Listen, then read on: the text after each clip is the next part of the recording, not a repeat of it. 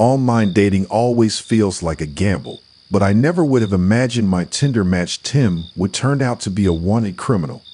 Our first date started normally enough, just meeting up for a nice dinner. But things took a seriously scary turn once he drove me home. I barely escaped becoming his next victim. We've been chatting for a couple weeks after matching on Tinder. Tim seemed really sweet at first. We had a lot in common, and he was cute in a boyish way. When he asked me out to a fancy Italian restaurant downtown, I happily accepted.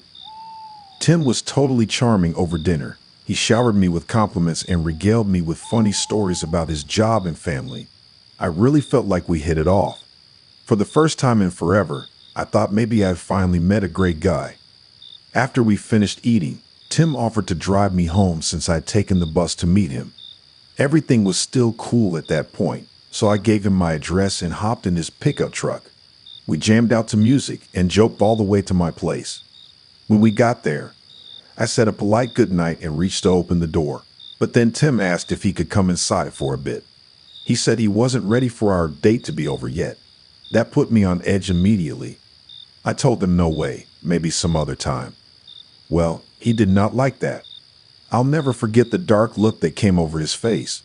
It was like a mask slipped off, revealing a whole different person underneath.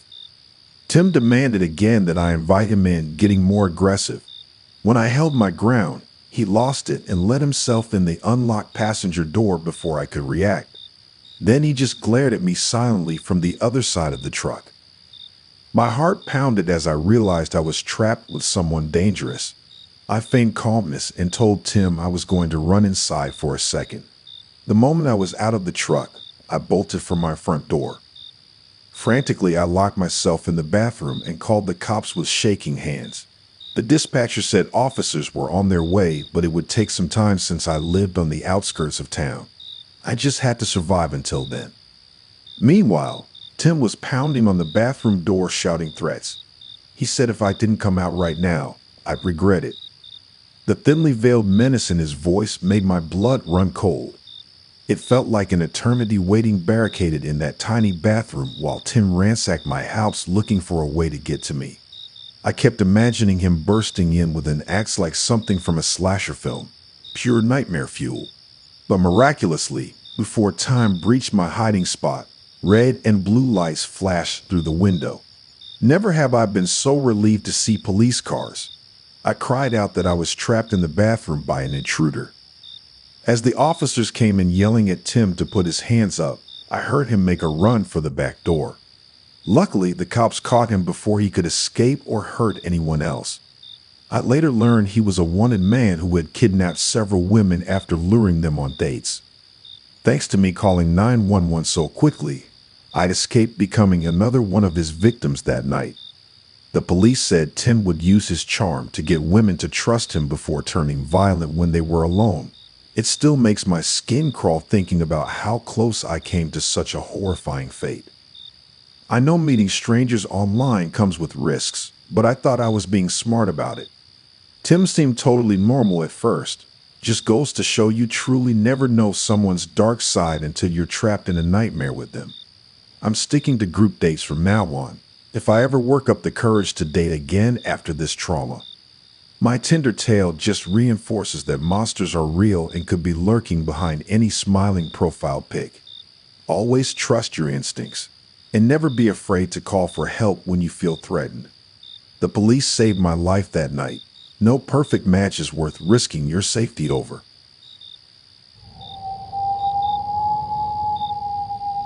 I thought I'd met the perfect girl on Tinder, but person X turned out to be a dangerous thief who drugged and robbed me blind.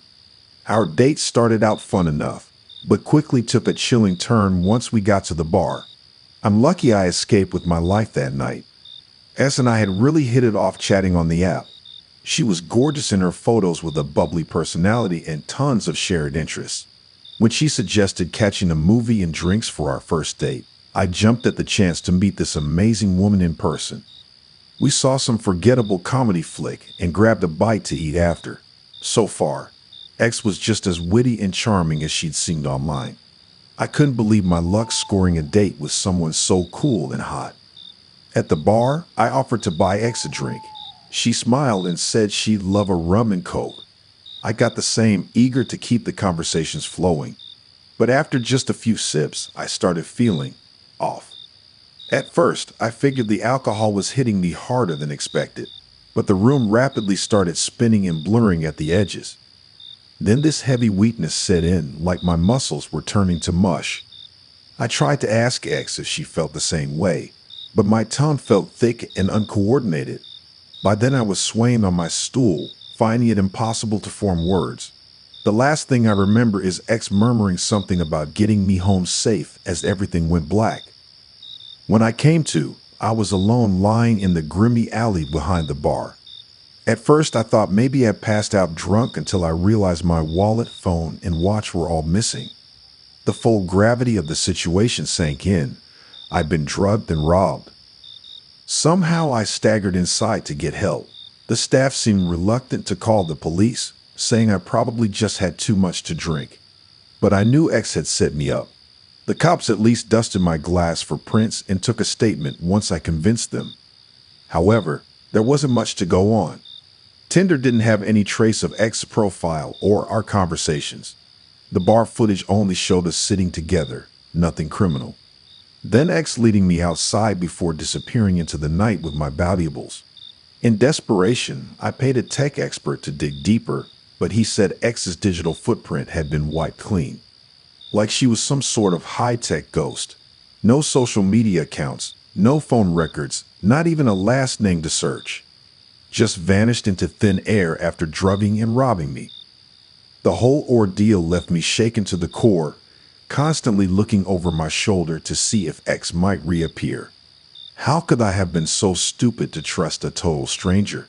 Sure, she seemed sweet at first, but that was obviously just part of her scam to lure in victims.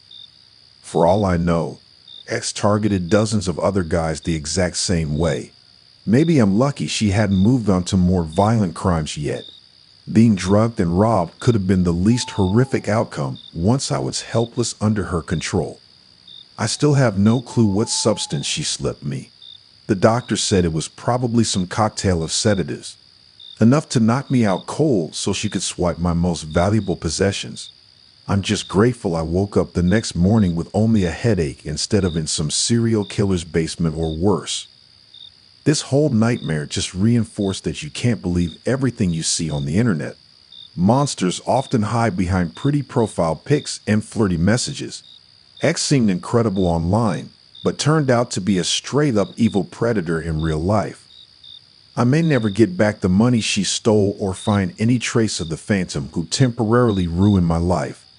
But consider this cautionary tale the price I paid to warn others that psychopaths lurk in plain sight, even on the most benign dating apps. Trusting the wrong person can cost you more than you could ever imagine. I'm just thankful I still have my life after my Tinder date from hell.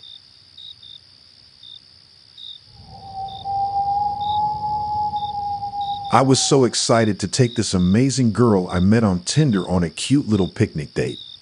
We were having a great time until my psychotic ex-girlfriend showed up and ruined everything. She must have tracked my location and followed us there just to harass us. The date ended with my new girl running away in terror and blocking me everywhere. As for my deranged ex, she vanished without a trace after her unhinged outburst. I'll call my Tinder match Anna. We really hit it off chatting on the app and were totally vibing in our messages. She seemed sweet, pretty, and was into all the same hobbies as me. When I suggested a casual picnic date, Anna said that sounded perfect. We met up at a nice park I used to go to with my ex. I laid out a blanket on the grass with some snacks and sangria I'd made, trying to set a relaxed, romantic vibe. Anna showed up looking just as cute as her photos. Soon we were chatting and laughing nonstop. Everything was going amazing until I noticed a familiar figure approaching in the distance. My heart sunk as I realized it was unmistakably my psycho ex Liz, the same one who had terrorized me for months after our bad breakup. I was too shocked to warn Anna before Liz reached us, already screaming curses at the top of her lungs. She accused me of cheating on her and trying to replace her. I tried explaining Anna was just a first date. But Liz was totally deranged. Then she turned her fury on poor Anna, calling her every name in the book. Before I could intervene, Liz grabbed fistfuls of Anna's hair and violently yanked her to the ground. Anna screamed in pain, and I immediately jumped between them to get Liz off of her. The commotion attracted attention from others at the park. I begged them to call the police as Liz continued her unhinged tantrum. But Anna didn't wait around for help. She gathered her things and ran away sobbing, later calling a taxi home. By the time the police arrived, Liz had disappeared again without a trace. Anna refused to speak to me ever again after the trauma of being attacked on what was supposed to be a fun first date. I couldn't even blame her for blocking me everywhere. This deranged behavior was typical of my volatile ex. Liz had always been possessive and flown into irrational rages over nothing. I should have known better than to go anywhere she might think to look for me, but I stupidly assumed she'd moved on after our split. Now this amazing new woman wanted nothing to do with me simply because of my past relationship baggage and Liz's continued obsessive behavior. Who knows what other plans or relationships she might try to sabotage down the line. I even considered filing a restraining order, but Liz was impossible to track when she wanted to disappear. She must have followed me all the way to the park, only to create a scene and vanish again before facing any consequences. Maybe I dodged a bullet with someone so disturbed, but it cost me any chance with Anna. She'll probably be scarred from the trauma of that violent outburst for a long time. I can't say I blame her for cutting contact completely. My ex is clearly still an unhinged menace. For all I know, Liz is out there right now plotting her next move. Part of me fears what she's capable of, whether I'm dating or not. Call it a cautionary tale that some people can't be escaped, no matter how unhealthy the relationship was. Obsession that extreme is its own special kind of nightmare. One thing's for sure, I'll be looking over my shoulder for the foreseeable future anytime I try meeting someone new.